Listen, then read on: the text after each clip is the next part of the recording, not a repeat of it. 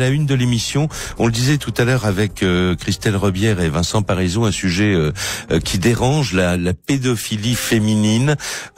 C'est un thème qu'il est difficile d'aborder, que tout le monde prend un peu avec des pincettes, parce qu'en matière de criminalité féminine, on parle, il faut bien le constater, plus facilement d'infanticide que d'inceste, voire de pédophilie. Et pourtant, il y a une réalité, et c'est tout le mérite du magazine Alibi. Je dis au passage que le magazine Alibi est un magazine remarquable qui parle à la fois de l'univers du roman policier, donc de la fiction, mais aussi du monde judiciaire, du monde policier, du monde des affaires criminelles et des grands faits divers, et qui tente de répondre aux questions que l'on se pose à propos de ces grandes affaires, et qui les éclaire évidemment toujours soit par des articles, des interviews ou des enquêtes. Et c'est une enquête du magazine Alibi qui a attiré notre attention, parce que cette enquête est consacrée effectivement à ce problème de la pédophilie féminine. Le titre, c'est La force d'un tabou.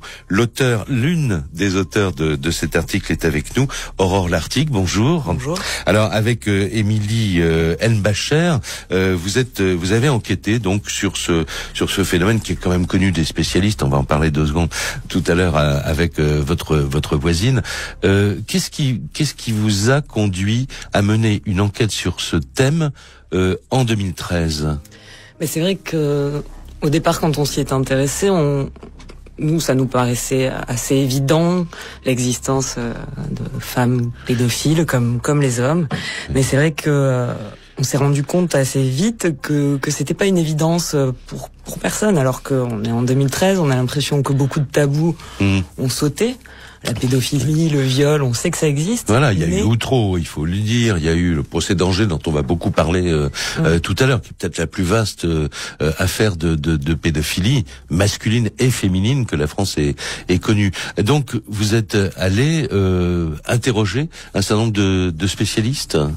Voilà, on a essayé d'interroger des spécialistes assez variés, des psychologues, des psychiatres, des gens qui ont travaillé avec les victimes, mais aussi parfois qui ont eu contact avec les auteurs de ces crimes, donc notamment une des avocates au procès d'Angers, Monique Vimont. Voilà. Et vous avez constaté qu'il était difficile et dérangeant de parler de ce sujet? Oui, bien sûr. Alors qu'on commence à parler de la théorie des genres, on commence à toujours parler de parité, mais les gens ont du mal à se dire qu'en matière de criminalité, et donc même en matière de pédophilie, les femmes sont comme les hommes. Il y a une parité dans l'horreur. Alors, il faut le dire, il y a une parité dans l'horreur. Statistiquement, mais là, ici, on n'est pas là pour agiter des chiffres statistiques. Évidemment, il y a moins de femmes pédophiles condamnées que d'hommes. On va parler de la réalité du phénomène.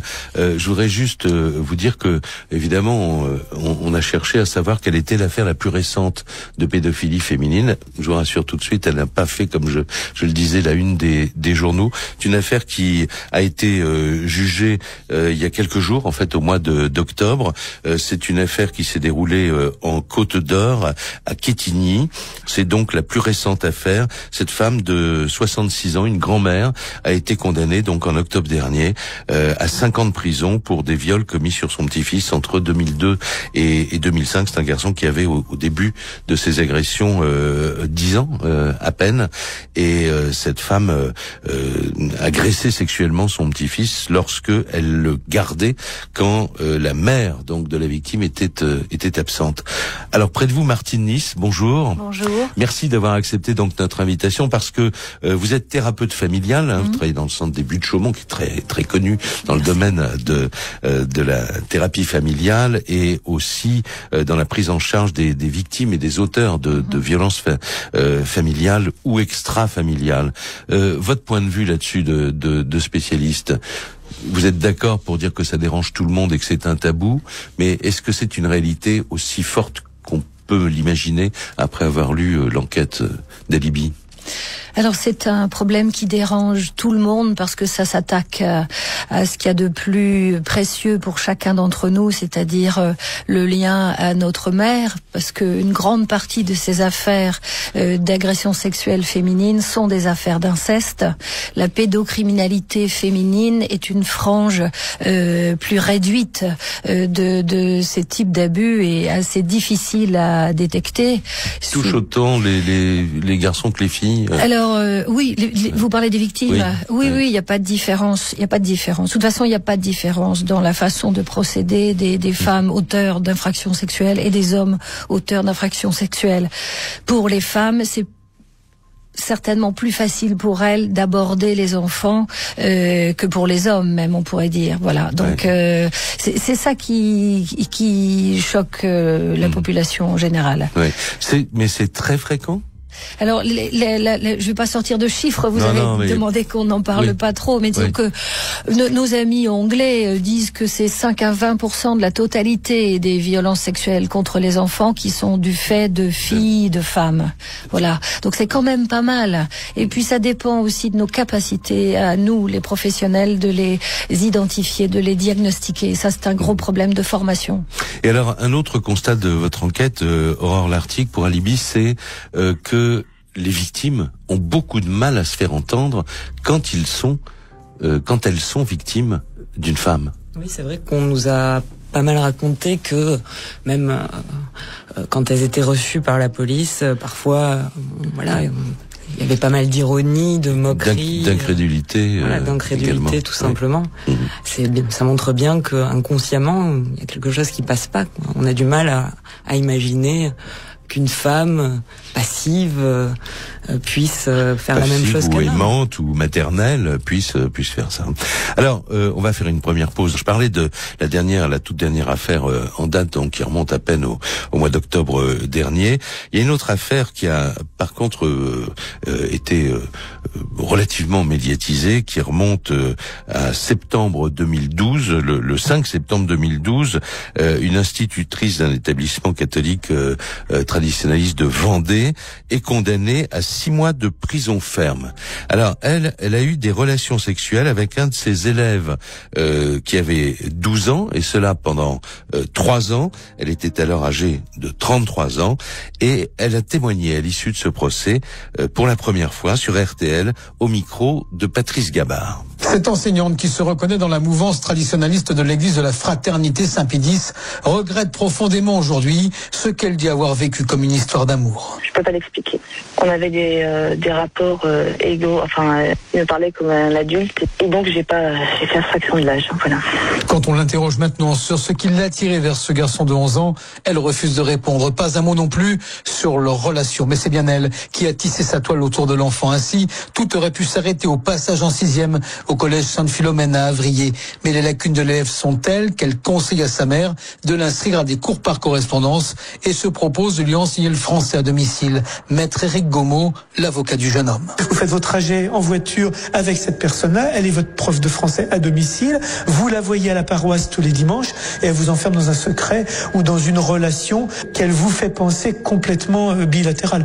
Or en fait, mon client ne voit pas ça du tout comme ça. Elle, par contre, je ne remets pas en cause son honnêteté. Je pense sincèrement qu'elle est sur une autre planète, quoi. Dernier détail troublant, dans un document rédigé en anglais, la mère du garçon avait désigné l'enseignante comme tutrice de son fils si elle venait à disparaître. Cette entente entre les deux familles a aussi sa part dans le silence qui a pesé pendant 3 ans. Cette affaire, vous l'évoquez, Aurore Lartigue, au début de votre enquête, et pourtant on se dit c'est peut-être pas tout à fait ça, la pédophilie au féminin. Mais en fait, c'est sûr que cette affaire, si on la prend à l'envers, si on nous racontait, donc cette femme raconte qu'elle était tombée amoureuse, mais imaginons la situation inverse, un professeur homme de 35 ans qui dirait qu'il est tombé follement amoureux de son élève de 12-13 ans. De 12-13 ans, là, Ouais. C'est bizarre, les gens ne réagissent pas pareil. C'est de là qu'on voulait partir, parce que c'est là que ça montre déjà qu'il y a un mécanisme. Voilà, et que par nature, finalement, je parle de la nature de la société, on a tendance à minimiser peut-être la responsabilité d'une femme et à lui trouver des circonstances atténuantes, ou à penser que peut-être elle a cédé à un autre membre de la famille. Qu'est-ce que vous en pensez, Martine Nice? Je pense que minimiser, ce n'est pas tout à fait le mot juste. Je pense qu'il y a un manque de représentation. C'est vraiment un tabou. C'est vraiment une pensée impensable. Parce que ce type d'attitude d'un professeur sur son élève, on peut le qualifier, en tout cas c'est ce que je fais souvent, d'inceste socratique. C'est-à-dire sous prétexte d'enseignement, il va y avoir des contacts sexuels. Mais c'est comme une forme dans la parenté, si vous voulez. Alors qu'en fait, c'est de la pédocriminalité. C'est un enfant qui n'est pas de sa famille. Donc forcément c'est exactement la même chose. Mais on n'est pas là pour d'abord pour refaire le procès, mais je vous pose des questions. Je pense que se pose en nous écoutant les auditeurs de l'émission, c'est que là on a quelqu'un justement qui dit je suis tombée amoureuse d'une personne en fait, d'une personne, et c'était dans l'illégalité, on est bien d'accord. Je cherche pas à amoindrir ce qu'elle a fait, mais ça n'est pas un agresseur sexuel qui aurait pris comme victime n'importe quel enfant. Oui, bien sûr, mais c'est pareil chez les hommes en fait. Il y a peu de. C'est sûr que c'est les affaires les plus médiatisées, les Michel Fourniret, les Marc Dutroux, les prédateurs sexuels, mais en fait. Chez les hommes aussi, il y a peu de ces prédateurs qui vont chercher les enfants. Non, mais c'est bien de mettre les points sur les i. En fait, on va prendre au téléphone Anne Poiret. On va parler plus longuement tout à l'heure, mais je voulais d'abord vous saluer. Bonjour Anne Poiret. Bonjour. Alors, vous en 2008, vous avez publié un livre chez Becca Éditions qui s'intitulait L'ultime tabou, femmes pédophiles, femmes incestueuses. C'est un livre qui venait après un documentaire de télévision que vous aviez réalisé quelques années auparavant. Qu'est-ce que vous avez envie de dire aujourd'hui, en 2013, sur ce phénomène que vous avez été l'une des premières vraiment à enquêter? D'abord, je suis ravie que vous puissiez faire des émissions à cette heure-ci sur ce thème-là. Quand j'ai commencé à m'intéresser à ce sujet en 2001, à la suite d'un reportage qui était paru dans un magazine féminin, qui était à ma connaissance la première fois qu'on parlait de ce sujet en France. Personne ne voulait en parler. C'était absolument impossible à vendre en télévision, très difficile à la radio. Et donc voilà. Donc déjà, en 10 ans, il y a quand même eu un changement de mentalité assez considérable. Et d'un autre côté, je ne sais pas si c'est dans votre livre que j'ai lu cela ou dans l'enquête d'Aurore Lartigue, mais vu du côté des victimes, quoi. Il y a des victimes qui disent, bah oui, merci d'enquêter sur ce sujet parce que dites qu'on dit la vérité, quoi. Parce que les victimes souffrent souvent deux fois, quoi. Une fois d'avoir été victime et une autre fois de ne pas être entendues. Bien sûr, je crois que au début des années 2000, enfin quand moi j'ai commencé à enquêter sur ce sujet, les victimes étaient un petit peu dans la même situation que les victimes d'hommes dans les années 80, c'est-à-dire que personne ne les croyait, et la plupart des enfants, des jeunes adolescents ou des adultes plus tard n'en parlaient pas parce qu'ils avaient bien conscience qu'on ne pourrait pas les entendre, et que c'était un impensé, comme le dit Martini, c'est quelque chose qui est quand un adulte ne peut pas imaginer que c'est possible, il va immédiatement renvoyer l'enfant au mensonge, à l'invention, au délire. Un enfant se tait, et donc c'est extrêmement important de s'intéresser à ces sujets pour pouvoir donner un espace de parole aux enfants qui ont besoin de s'exprimer. On va se retrouver dans un petit instant avec vous, avec mes autres invités. Martine Nice, donc thérapeute familiale, directrice du centre des Buttes-Chaumont à Paris, qui est spécialisée, comme je disais au début de l'émission, dans la prise en charge des victimes et aussi des auteurs de violences. Ça paraît un peu contradictoire, mais c'est votre quotidien de vous occuper à la fois des victimes et des auteurs. Ce n'est pas contradictoire, c'est vraiment les deux faces du problème. Et c'est vrai que j'ai commencé en traitant des victimes et très vite s'est imposé à moi l'idée que pour comprendre ce par quoi ces victimes étaient passées, il fallait que je comprenne la façon dont les auteurs fonctionnaient. Ceux et celles qui arrivent à vous, ils arrivent par quel circuit? C'est la justice qui vous les envoie, ou ce sont des démarches qui peuvent être des démarches personnelles? Quelquefois, il y a des démarches personnelles. Je me souviens d'une jeune femme qui est venue me consulter pour me parler d'un fait d'agression sexuelle sexuel qu'elle avait commis quand elle était adolescente. Qu'elle avait commis, donc. Qu'elle avait commis, oui, sur une enfant qu'elle babysitait. Voilà. Ouais. Donc c'est assez rare, mais ça arrive. Hein. Sinon, ce sont des affaires qui sont référées par des juges des enfants ou bien par des travailleurs sociaux et aussi des gens qui viennent d'eux-mêmes. Mais les victimes sont en général mineures et donc sont référées par des adultes, des professionnels. Ouais, tout à l'heure, on réservera un moment de l'émission à parler des victimes quand même et de savoir aussi comment on peut se reconstruire après avoir vécu des choses qui sont terribles, qui hantent toute une vie. On peut le supposer. Aurore Lartigue, lorsque vous avez fait cette enquête, vous avez parlé directement à des victimes ? On n'a pas parlé directement à des victimes, on a par contre plutôt essayé de parler à des auteurs. On n'a pas réussi, on a même assez vite, on s'est dit que peut-être c'était pas le propos. C'était trop difficile aussi pour ces personnes d'admettre et de parler. Oui, je sais pas quelle valeur même ça aurait eu d'avoir un cas, un exemple. On voit bien que les exemples sont très divers. Ouais. Voilà. Et de victimes, non, on n'a pas eu affaire directement à des victimes. On va revenir vers Anne Poiré après on va parler de ce grand procès d'Angers, cette affaire d'Angers qui a quand même été une des plus grandes affaires ou la plus grande affaire de pédophilie en France. Anne Poiré, quand vous avez commencé votre enquête, c'est vrai que certains de vos interlocuteurs disaient mais attendez, vous devez vous tromper de sujet, quoi, une femme peut pas faire ce que fait un homme en matière d'agression sexuelle. Ah oui, absolument. C'était assez frappant. Je raconte dans le livre une conversation que j'ai eue, à peu près à chaque fois que je me suis ouvert de ce sujet aux gens que j'interviewais ou que je voulais interviewer ou à des gens autour de moi. Ce que j'appelais la règle des 3 petits singes. Généralement, quand je parlais de cette enquête, on me disait, d'abord il y a le singe, vous savez, ces 3 petits singes. Ouais, celui qui se bouche les yeux, celui qui se bouche les oreilles et celui qui se met la main devant la bouche pour ne pas parler. Ouais. Alors, exactement. Généralement, la conversation commence par sur quoi tu travailles en ce moment, les femmes pédophiles, les quoi, donc ça c'est le petit singe sourd. Généralement, les gens ne peuvent pas entendre ces 2 mots ensemble. Ensuite, mais il y a un long silence qui s'installe et elles font quoi? Alors je réponds à la même chose que les hommes, et là généralement c'est le singe muet, c'est-à-dire que plus personne n'a envie d'en parler. Donc voilà, ça c'est une conversation que j'ai eue à peu près des centaines de fois, et effectivement j'ai eu en ligne des gens, des pédopsychiatres, des gens d'unités de police qui me disaient mais c'est un non-sujet, vous êtes très jeune et vous savez pas de quoi vous parlez, ça n'existe pas, intéressez-vous à autre chose. C'est vrai que c'est vraiment quelque chose qui était impensé, quoi, qui était. Alors il s'agit pas de dire, et je pense que l'article d'Aurore et d'Émilie ne montre pas ça non plus. Il ne s'agit pas de dire que c'est massif, mais il s'agit de dire que ça existe et que c'est quelque chose d'épouvantable pour les victimes et qu'il faut pouvoir affronter calmement ces drames sans excès, sans tabou justement, et avec une ouverture d'esprit qui permette aux enfants de parler.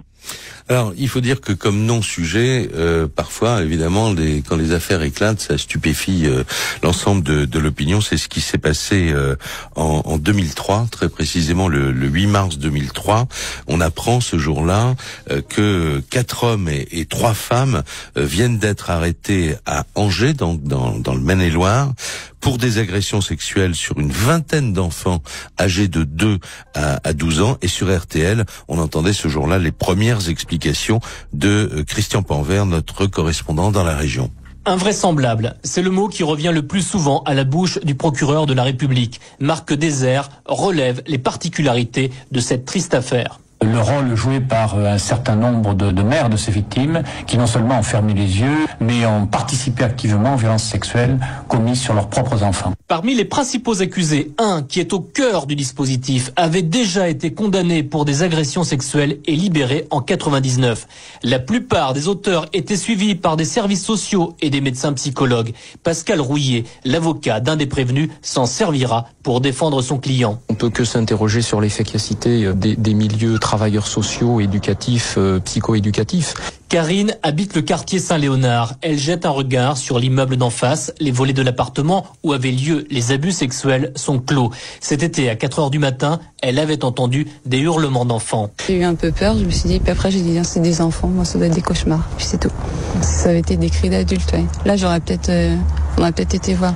Le procureur de la République a promis de monopoliser d'importants moyens personnels pour faire toute la lumière sur cette sordide affaire. Cette sordide affaire, comme le disait Christian Panvert à l'instant, va se développer d'une façon incroyable. L'enquête, évidemment, va apporter, va emmener les policiers qui veulent tout savoir sur cette affaire à faire des constatations terribles. D'abord, les faits sont produits pendant 3 ans. Où, eh bien, justement, à la périphérie d'Angers, et notamment dans un logement social habité par un couple d'une 30aine d'années, qui était devenu, en quelque sorte, cet appartement, le QG d'un véritable réseau pédophile. Certains d'entre eux louaient leurs enfants à d'autres, à des parents, à des proches, à des voisins, en échange de petites sommes d'argent, ou même en échange de colis alimentaires ou de cartouches de cigarettes. Alors, si je dis cela, c'est pas pour le spectaculaire, c'est parce qu'on va se poser dans un instant, après une pause, la question avec Martini, c'est-à-dire comment expliquer cela, est-ce que cela touche tous les milieux ou pas tous les milieux, et puis comment les auteurs eux-mêmes, lorsqu'ils sont confrontés à la justice, expliquent ces actes, évidemment, qui révoltent l'ensemble de l'opinion. Martini, en tant que thérapeute, qu'est-ce que vous pouvez nous dire sur les questions évidentes qu'on se pose? Là, on vient d'évoquer l'affaire d'Angers. Alors, on a l'impression que c'est toujours le quart monde, que les agresseurs sont souvent d'anciennes victimes eux-mêmes d'agressions sexuelles, mais que ça ne touche qu'une frange de la population très pauvre, pratiquement illettrée. Est-ce que c'est la réalité des choses? Alors, cette idée, c'est une idée reçue parce que, évidemment, les familles les plus pauvres ont moins les moyens d'échapper à la police et à la justice. Mais c'est dans tous les milieux, absolument dans tous les milieux. On peut le retrouver historiquement parlant, d'ailleurs, dans l'enfance de Louis XIV, par exemple, où on décrit des attitudes des dames de la cour qui jouent avec son guili-guili. Voilà, on peut retrouver ça, par exemple, un témoignage de Jean-Jacques Servan-Schreiber quand il est étudiant aux États-Unis. On l'envoie dans une maison où on envoie les jeunes étudiants à un hôtel, etc. Qu'une dame qui tient cet hôtel pour les jeunes étudiants, elle rentre dans sa chambre, elle lui impose une relation sexuelle. Après ça, il dit d'ailleurs qu'il est beaucoup parti en jogging, courant. Donc c'est dans tous les milieux. Voilà. Alors soit avec des enfants petits, et à ce moment-là, c'est ce que nous appelons du nursing pathologique, c'est-à-dire que la femme, la jeune fille, utilise le contact avec le corps de l'enfant dans des soins d'hygiène quotidien pour le transformer en quelque chose d'excitant pour elle-même et en excitant le corps de l'enfant, garçon ou fille. Et puis ça se retrouve bien sûr partout. Évidemment, la plupart de ces femmes ou jeunes filles ont un passé qui les a exposées elles-mêmes à avoir grandi dans un univers soit incestuel, soit incestueux directement, soit directement pédocriminel. Vous voyez, c'est pas possible que ça vienne comme ça. C'est vraiment des comportements, et la plupart du temps, ils sont transgénérationnels. Donc c'est beaucoup plus complexe. Mais c'est pareil pour les hommes. C'est exactement la même chose que pour les hommes. Il n'y a pas de différence. La différence fondamentale, c'est qu'une femme qui vient chercher un enfant à la sortie de l'école et qui l'embrasse à pleine bouche, on va peut-être même pas la regarder. Un homme fait la même chose. Aujourd'hui, il va passer un sale quart d'heure. Oui. Voilà. Donc c'est notre représentation de ces transgressions sexuelles qui change petit à petit, grâce au travail d'ailleurs de ces jeunes journalistes, parce que je me souviens d'Anne Poiret en 2001 quand elle est venue me trouver, et elle m'a dit je vais faire ça. Je dis bon courage, parce que moi j'avais les psychiatres qui me disaient mais non, voyons, qu'est-ce que vous dites, la pédophilie au féminin ça n'existe pas. Tant qu'il n'y a pas une femme qui fait la sortie des écoles à poil sous un imperméable, ça n'existe pas. Bon, d'accord, mais les femmes n'ont pas besoin de se mettre à poil sous un imperméable pour être en contact avec des enfants. Alors, on reviendrait à vous, Aurore Lartigue, aussi sur la question des générations. Et est-ce que c'est toute génération confondue? Bon, on peut en parler tout de suite d'ailleurs. Parce que là, on a commencé l'émission, je parlais d'une grand-mère qui a agressé sexuellement son petit garçon qui avait 10 ans. Martini vient d'évoquer une jeune fille ou une babysitter qui... Qu'est-ce que vous avez rencontré qu'est-ce qu'on vous a dit sur ce sujet? Oui, tout ce que les spécialistes nous disent, c'est qu'il n'y a aucun déterminant qui soit géographique, social, d'âge. Oui. aucun déterminant. Ça peut être n'importe qui. C'est justement ça qui peut-être aussi crée l'angoisse et le déni. Oui.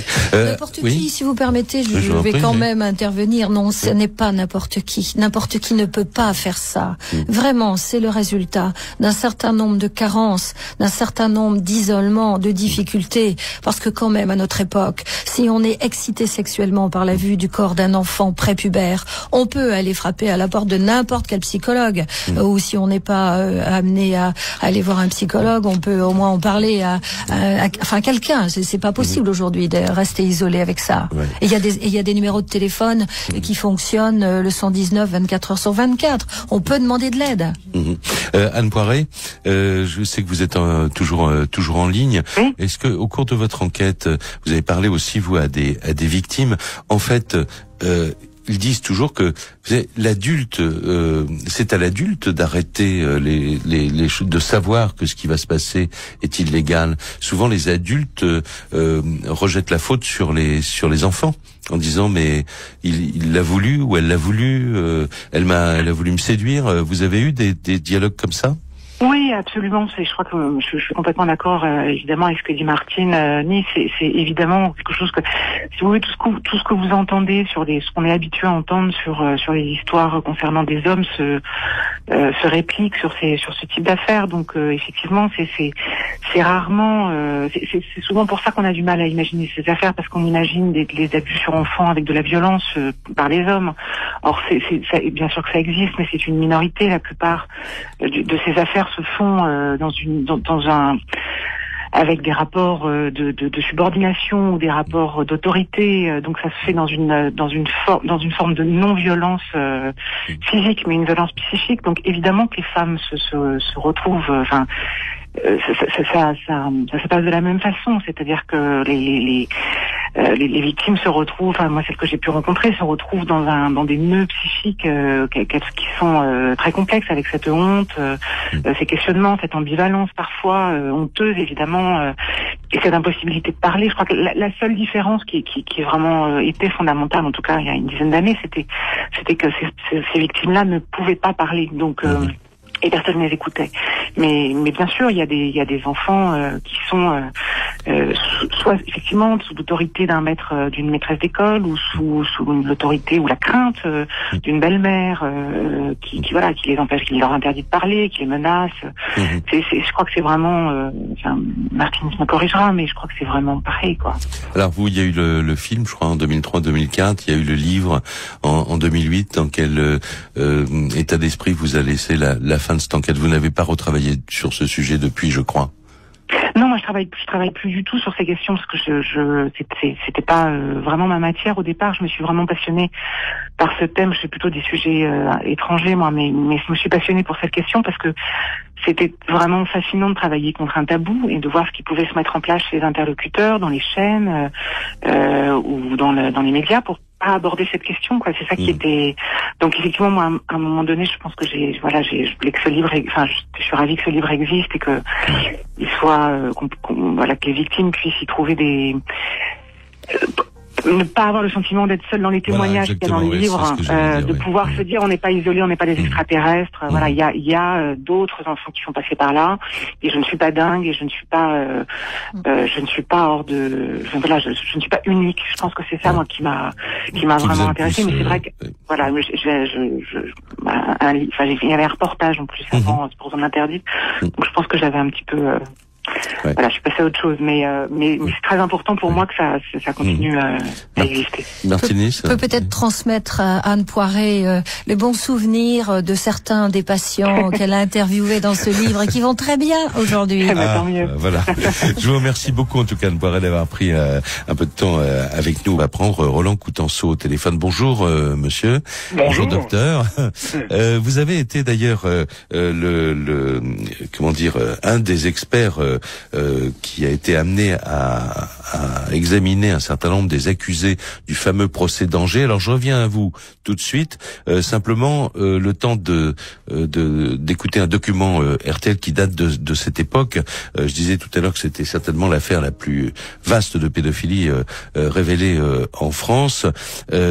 45 enfants victimes de 6 à 12 ans au moment des faits, 19 garçons, 26 filles, et à l'ouverture du procès en mars 2005, 66 personnes dans le box des accusés, dont 26 femmes, ce qui nous ramène donc à notre sujet.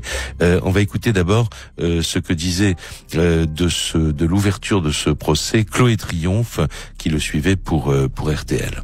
Aujourd'hui marqué la véritable ouverture de ce procès avec l'entrée en scène des 66 accusés, 2 catégories parmi eux, ceux qui comparaissent libres et puis les autres qui sont écroués et qui sont encadrés par des gendarmes à l'audience. Les hommes sont entrés d'abord une galerie de portraits assez effrayante. Certains ont ce que l'on peut appeler des gueules cassées, aux traits et au regard dur. Les femmes ensuite installées de l'autre côté de la salle, souvent mal à l'aise, dans des corps disgracieux, au visage abîmé par la vie qu'elles ont menée et peut-être aussi subie. Ces accusés sont beaucoup trop nombreux, vous l'imaginez, pour comparaître dans un box d'accusés traditionnel. Ils sont donc assis dans la salle qu'ils occupent du coup dans sa plus grande partie, là où d'habitude le public est assis. Le procès a duré jusqu'au 27 juillet, on était en mars 2005, jusqu'au 27 juillet 2005, et le verdict sur les 65 accusés, 3 ont été acquittés, et les autres ont été condamnés à des peines allant de quelques mois de prison avec sursis à 28 ans de prison ferme. Vous vous souvenez, Martine Nice, des peines que les femmes ont reçues dans Alors je ne m'en souviens pas des peines que les femmes ont reçues, mais je sais que j'y suis souvent attentive. Peut-être, j'ai vu qu'elle avait des notes sous les yeux. Non, elle a ses notes. Voilà, moi j'ai pas mes notes. Je me souviens en tout cas que les femmes ont toujours écopé d'un peu moins, d'un peu moins, toujours plus de sursis que les hommes. Alors Roland Coutenceau, vous avez examiné certaines de ces accusés? Oui, tout à fait. Et donc, effectivement, pour répondre à votre question, elles ont pris beaucoup moins que les hommes, tout simplement parce que il y avait une dynamique d'entraînement, et ceux qui étaient, on va dire, les leaders, les organisateurs, enfin, le mot est bien important, les cerveaux un peu de l'affaire, étaient beaucoup des hommes, dont certains qui étaient des pédophiles exclusifs, qui étaient une minorité.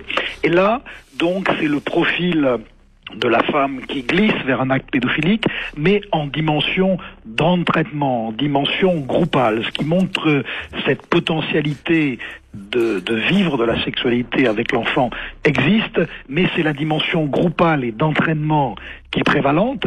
Et les deux autres contextes, vous les avez sans doute abordés, c'est le contexte incestueux simple où la femme d'un père incestueux est sa complice, voire des fois l'actrice dans la scène de l'inceste, dans le jeu sexuel, et puis des femmes pédophiles seules avec un enfant qui vont dériver vers des jeux sexuels avec un enfant, mais laissés seuls avec un enfant. Voilà les trois des jeux sexuels, Roland Coutenceau, ou des viols comme aurait pu les commettre un homme, parce que évidemment, je veux pas faire l'injure de discuter ce que vous dites en tant que psychiatre, mais on a l'impression quand vous parlez d'effet d'entraînement, finalement, bah oui, on est bien dans ce qu'on disait depuis tout à l'heure, c'est que ça nous gêne tellement aux entournures qu'on a envie d'essayer de trouver des excuses. Alors, merci de votre question. Non, jeu sexuel, c'était simplement descriptif, bien sûr. Ce sont des agressions sexuelles, mais du fait que la femme souvent ne pénètre pas au sens juridique du terme, c'est une agression sexuelle,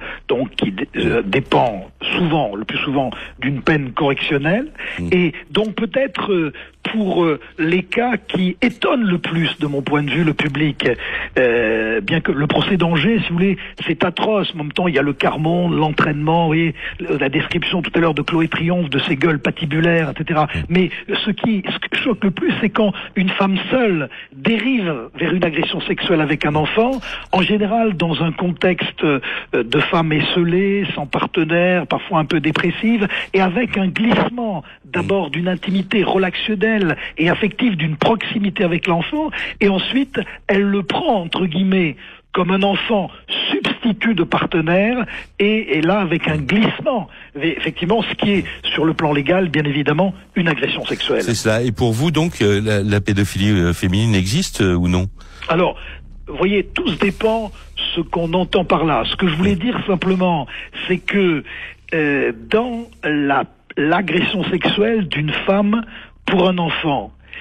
Il y a évidemment une excitation potentielle de l'enfant, donc c'est un acte pédophilique, mais au niveau de leur sexualité, elles ont une capacité d'être excitées par l'enfant qui est secondaire alors qu'elles sont soit hétérosexuelles adultes, soit homosexuelles adultes. Et ce que j'ai dit souvent dans ma longue carrière, c'est que je n'ai pratiquement jamais rencontré dans ma carrière des femmes exclusivement pédophiles comme il existe des hommes. C'est-à-dire des femmes alors ça, c'est la question que je voulais vous poser, effectivement, pour terminer. Il n'y a que les enfants qui m'excitent, quoi. Ouais. Voilà. Donc, écoutez, je vous remercie beaucoup de cet éclairage. On arrive à la fin de l'émission. Merci infiniment. Roland Coutenceau, je voudrais donner le mot de la fin à Martine Nice et à Aurore Lartigue. Simplement d'un mot, parce que l'enquête, évidemment, en parle. Est-ce qu'il y a une augmentation de ces faits de pédophilie féminine pour vous, la thérapeute, et pour vous qui avez enquêté? Alors pour moi, la thérapeute, il n'y a pas d'augmentation de ces faits. Il y a une meilleure connaissance de ces faits chez les professionnels. On en parle plus facilement. On en parle plus facilement, c'est-à-dire qu'il n'est plus interdit d'en parler. Oui, Aurore Lartigue. Oui, tout à fait, c'est exactement ça. Il y a une meilleure reconnaissance et c'est tant mieux. Voilà. Moi, je voulais juste rappeler que l'article a été aussi illustré par Sarah Dangui et voilà, ce sont des très belles illustrations. Voilà. Ben écoutez, à découvrir en tout cas dans ce numéro d'Alibi qui vient de sortir et qu'on trouve, je le précise, en librairie, pas en kiosque, une revue magnifique et qu'on trouve dans les librairies et elle est à l'égal des plus beaux livres. L'émission est terminée.